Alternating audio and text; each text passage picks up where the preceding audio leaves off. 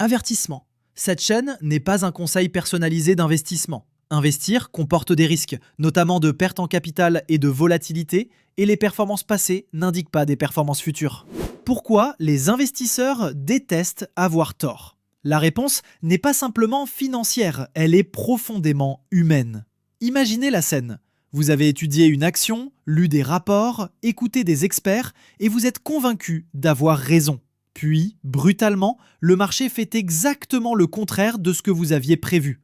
Cette sensation, cette frustration intense, c'est exactement ce que déteste un investisseur. Mais ce n'est pas seulement une question d'argent, c'est l'ego qui est touché. Perdre sur un investissement, c'est comme admettre que nous avons fait une erreur de jugement. Et notre cerveau a énormément de mal à accepter qu'il s'est trompé. Certains investisseurs refusent même de vendre leur position perdante, espérant un rebond qui ne viendra jamais. C'est ce qu'on appelle rester coincé dans une perte, simplement pour ne pas admettre l'échec.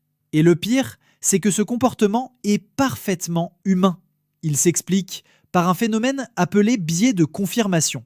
Quand nous croyons à une idée, notre cerveau filtre toutes les informations contraires et ne retient que celles qui confirment nos convictions. Si le marché montre des signes évidents que notre pari était mauvais, nous avons tendance à les ignorer. Plus nous sommes sûrs d'avoir raison, plus nous risquons de perdre gros si le marché prouve le contraire. Mais il n'y a pas que le biais de confirmation, il y a aussi la peur de regret.